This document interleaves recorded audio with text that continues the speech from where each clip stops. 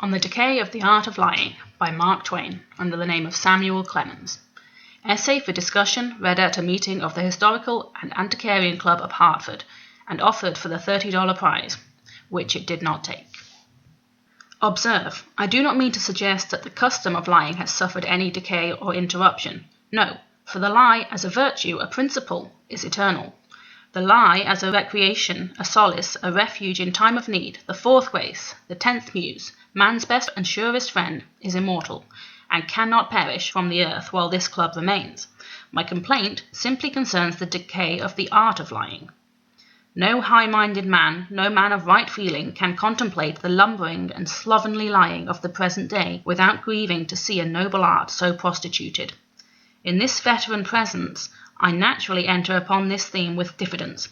It is like an old maid trying to teach nursery matters to the mothers in Israel. It would not become to me to criticize you, gentlemen, who are nearly all my elders and my superiors in this thing. If I should here and there seem to do it, I trust it will in most cases be more in a spirit of admiration than fault-finding.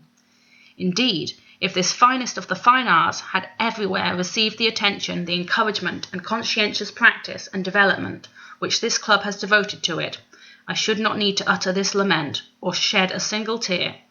I do not say this to flatter, I say it in a spirit of just and appreciative recognition. It had been my intention at this point to mention names, and to give illustrative specimens, but indications observable about me admonished me to beware of the particulars and confine myself to generalities. No fact is more firmly established than that lying is a necessity of our circumstances. The deduction that it is then a virtue goes without saying. No virtue can reach its highest usefulness without careful and diligent cultivation. Therefore, it goes without saying that this one ought to be taught in the public schools, even in the newspapers. What chance has the ignorant, uncultivated liar against the educated expert? What chance have I against against a lawyer? Judicious lying is what the world needs.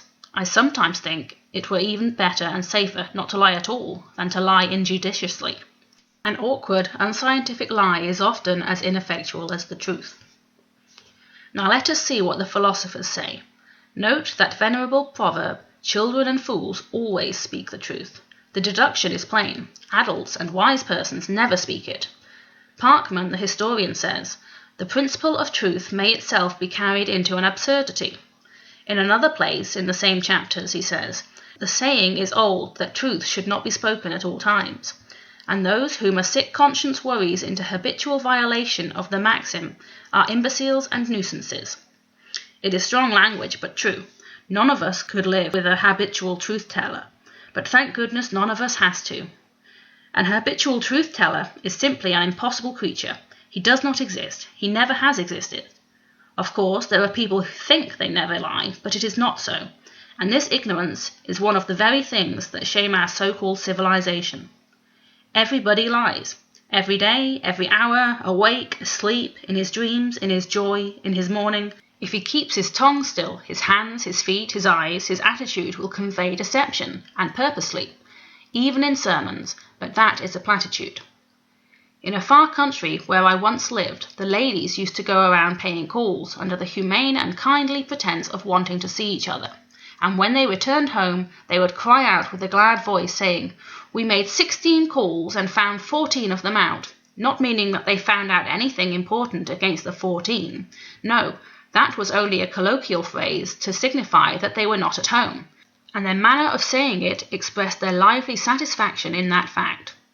Now their pretence of wanting to see the 14, and the other 2 whom they had been less lucky with, was that commonest and mildest form of lying, which is sufficiently described as a deflection from the truth.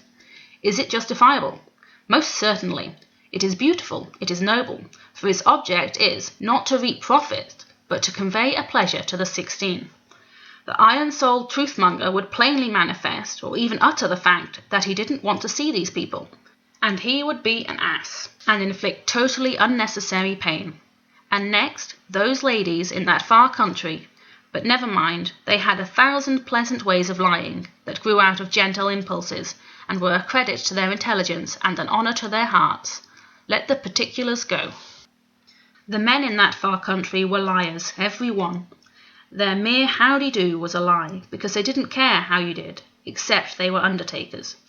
To the ordinary inquirer you lied in return, for you made no conscientious diagnostic of your case, but answered at random, and usually missed it considerably.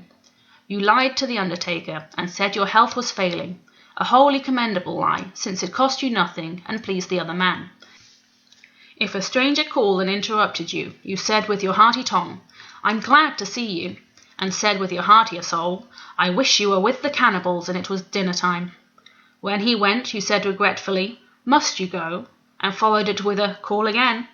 But you did no harm, for you did not deceive anybody nor inflict any hurt, whereas the truth would have made you both unhappy. I think that all this courteous lying is a sweet and loving art and should be cultivated. The highest perfection of politeness is only a beautiful edifice, built from the base to the dome of graceful and gilded forms of charitable and unselfish lying. What I bemoan is the growing prevalence of the brutal truth. Let us do what we can to eradicate it. An injurious truth has no merit over an injurious lie. Neither should ever be uttered. The man who speaks an injurious truth, lest his soul not be saved if he do otherwise, should reflect that that sort of soul is not strictly worth saving.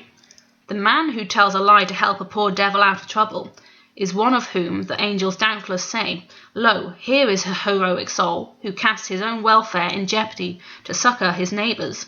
Let us exalt this magnanimous liar." An injurious lie is an uncommendable thing, and so also, and in the same degree, is an injurious truth, a fact that is recognized by the law of libel. Among other common lies, we have the silent lie, the deception which one conveys by simply keeping still and concealing the truth. Many obstinate truth-mongers indulge in this dissipation, imagining that if they speak no lie, they lie not at all. In that far country where I once lived, there was a lovely spirit, a lady whose impulses were always high and pure, and whose character answered to them. One day I was there at dinner, and remarked in a general way that we are all liars. She was amazed, and said, "Not all." It was before Pinafore's time, so I did not make the response which would naturally follow in our day, but frankly said, "Yes, all. We are all liars. There are no exceptions." She looked almost offended. "Why? Do you include me?" "Certainly," I said. "I think you even rank as an expert." She said, "Shh, shh, the children." So the subject was changed in deference to the children's presence, and we went on talking about other things.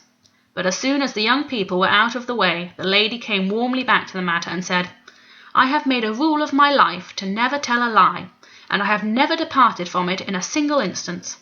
I said, "I don't mean the least harm or disrespect, but really you have been lying like smoke ever since I've been sitting here. It has caused me a good deal of pain, because I'm not used to it." She required of me an instance, just a single instance. So I said, "Well, here is the unfilled duplicate of the blank which the Oakland hospital people sent to you by the hand of the sick nurse when she came here to nurse your little nephew through his dangerous illness. The blank asks all manners of questions as to the conduct of the sick nurse. Did she ever sleep on her watch? Did she ever forget to give the medicine? And so forth and so on. You are warned to be very careful and explicit in your answers, for the welfare of the service requires that the nurse be promptly fined or otherwise punished for derelictions. You told me you were perfectly delighted with this nurse, that she had 1,000 perfections and only one fault. You found you never could depend on her wrapping Johnny up half sufficiently while he waited in a chilly chair for her to rearrange the warm bed.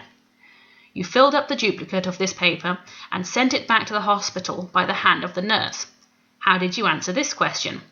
Was the nurse at any time guilty of a negligence which was likely to result in the patient's taking cold? Come, everything is decided by a bet here in California. $10 to 10 cents you lied when you answered that question. She said, "I didn't. I left it blank." Just so, you have told a silent lie. You have left it to be inferred that you had no fault to find in that matter. She said, "Oh, was that a lie? And how could I mention her one single fault? And she is so good. It would have been cruel." I said, "One ought always to lie when one can do good by it. Your impulse was right, but your judgment was crude. This comes of unintelligent practice. Now observe the results of this inexpert deflection of yours. You know Mr. Jones's Willie is lying very low with scarlet fever. Well, your recommendation was so enthusiastic that that girl is there nursing him, and the worn-out family have all been trustingly sound asleep for the last 14 hours, leaving their darling with full confidence in those fatal hands, because you, like young George Washington, have a reputation. However, if you are not going to have anything to do, I will come around tomorrow and we'll attend the funeral together. For of course you'll naturally feel a peculiar interest in Willie's case as a personal one, in fact, as the undertaker.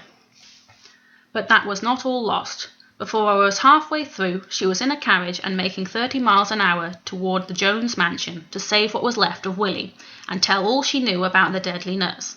All of which was unnecessary, as Willie wasn't sick. I had been lying myself.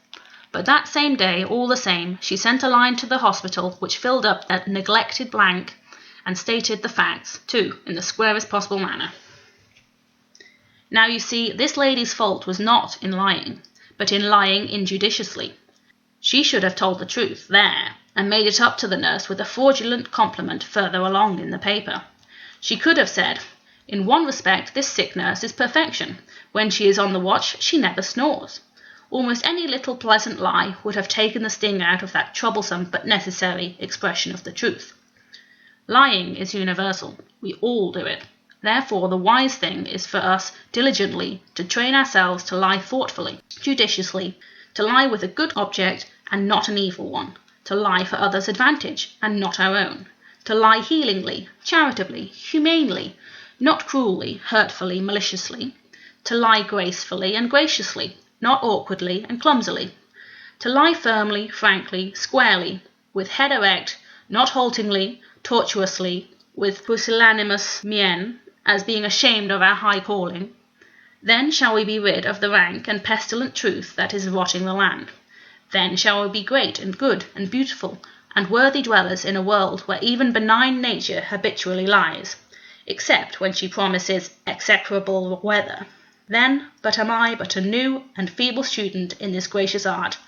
I cannot instruct this club. Joking aside, I think there is much need of wise examination into what sorts of lies are best and wholesomest to be indulged. Seeing we must all lie, and we do all lie, what sorts it may be best to avoid. And this is a thing which I feel I can confidently put into the hands of the experienced club, a ripe body who may be termed, in this regard, without undue flattery, old masters.